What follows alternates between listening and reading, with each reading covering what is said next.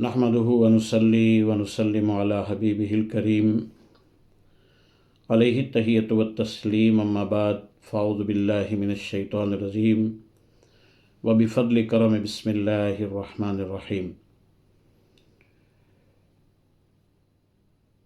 या अय्युहल्लज़ीना आमनू इज़ा क़ुमतुम इलस्सलाति फ़ग़्सिलू वुजूहकुम व अयदियकुम इलल मराफ़िक़ि वमसहू बिरुऊसिकुम व अर्जुलकुम इलल कअबैन। सदक़ल्लाहुल अज़ीम व सदक़ रसूलुहुन नबियुल अमीनुल हबीबुल करीम। मुअज़्ज़ज़ मुकर्रम सामीन व नाज़रीन, आज की दर्स हदीस के इस दूसरे दर्स में वज़ू के फ़ज़ाइल के हवाले से थोड़ी सी गुफ्तगू करूँगा। वज़ू अज़ीमुश्शान इबादत है। वज़ू तहारत और पाकीज़गी का सबब है, जो कि अल्लाह तबारक व तआला और रसूल कायनात सल्लल्लाहु अलैहि वसल्लम को बहुत ज़्यादा पसंद है। कुरान और हदीस में वज़ू के बहुत सारे फ़ायदे और उसके बहुत सारे फ़ज़ाइल वारिद हुए हैं, और वज़ू बहुत बड़े अज्र व सवाब का एक ज़रिया है। इरशाद बारी ताला है, वल्लाहु युहिब्बुल मुत्तहिरीन, और अल्लाह तबारक व तआला खूब साफ़ सुथरे रहने वालों को पसंद फरमाता है। नमाज के लिए वज़ू शर्त है। बहुत सारी इबादत हैं जिनके लिए वज़ू जो है वो शर्त है। नमाज के बारे में नबी अकरम सल्लल्लाहु अलैहि वसल्लम का इरशाद गिरामी है, ला तक़बलुस्सलातु मन अहदस हत्ता यतवद्दअ। जिस शख्स को नापाकी लाहिक हो, हदस वगैरह हो जाए, तो उसकी नमाज उस वक्त तक कबूल नहीं होती जब तक कि वो वज़ू न कर ले। नमाज के लिए वज़ू ऐसी शर्त है कि उसके बग़ैर नमाज होती ही नहीं, बल्कि जानबूझ करके बग़ैर वज़ू नमाज पढ़ने को उलमा ने कुफ्र लिखा है, इसलिए कि बेवज़ू नमाज पढ़ने वाले ने नमाज की तौहीन की है, और इबादत की तौहीन जो है वो कुफ्र है। वज़ू ये ईमान का आधा हिस्सा है। नबी अकरम सल्लल्लाहु अलैहि वसल्लम ने इरशाद फरमाया, अल वज़ू व निस्फ़ुल ईमान। वज़ू जो है वो आधा ईमान है। वज़ू से ज़ाहिरी तहारत भी हासिल होती है और बातिनी तहारत भी मिलती है।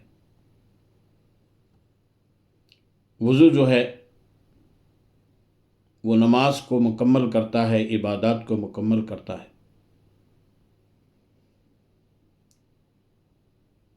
गुनाह सगीरा और बहुत सारे गुनाह इससे माफ़ होते हैं। इस सिलसिले में हज़रत अबू हुरैरा रज़ियल्लाहु ताला अन्हु बयान करते हैं कि रसूल कायनात सल्लल्लाहु अलैहि वसल्लम ने इरशाद फरमाया कि जब कोई बंदे मोमिन वज़ू करता है तो उसमें अपने चेहरे को धोता है, और उस पानी जिससे चेहरे को धोता है तो पानी के साथ उसके चेहरे के वो सारे गुनाह धुल जाते हैं जो उसकी आँखों से हुए होते हैं। सुभान अल्लाह। उसके बाद जब वो अपने हाथ धोता है तो वो सारे गुनाह उसके हाथ से धुल जाते हैं जो उसके हाथों से हुए होते हैं। उसके बाद जब वो अपने पाँव धोता है तो वो सारे गुनाह उसके पाँव से धुल जाते हैं जो उसके पाँव से हुए होते हैं, या जिनके लिए उसके पाँव चल करके इस्तेमाल किए जाते हैं। ये सारे गुनाह सगायर जो हैं वो धुल जाते हैं। हत्ता यखरुजु नक़ीयम मिनज़्ज़ुनूबे, यहाँ तक कि वज़ू से फ़ारिग होने के साथ वो गुनाहों से बिल्कुल पाक और साफ़ और सुथरा हो जाता है। नेक आमाल की एक तासीर है कि वो गुनाहों को मिटाते हैं। यानी बंदे मोमिन जब नेक अमल करता रहता है तो उसके बदले में उसके गुनाह सगीरा ख़त्म होते हैं, माफ़ होते हैं, और उनके दाग धब्बों को धो डालते हैं। جیسا کہ رب تبارک و تعالی نے ارشاد فرمایا، ان الحسنات یذہبن السیئات، بے شک نیک اعمال گناہوں کو مٹا دیتے ہیں۔ حضرت عبداللہ ابن مسعود رضی اللہ تعالیٰ عنہ بیان کرتے ہیں کہ ایک آدمی نے کسی اجنبی عورت کا بوسہ لے لیا، پھر وہ از راہ ندامت، از راہ شرمندگی نبی اکرم صلی اللہ علیہ وسلم کی خدمت میں حاضر ہوا اور سوال کرنے لگا۔ اس پر یہ آیت کریمہ نازل ہوئی کہ ان الحسنات یذہبن السیئات، یعنی بے شک نیکیاں جو ہیں وہ گناہوں کو دھو ڈالتی ہیں۔ تو اس آدمی نے پوچھا کہ یا رسول اللہ صلی اللہ علیہ وسلم، کیا یہ حکم الہی صرف میرے لیے ہے؟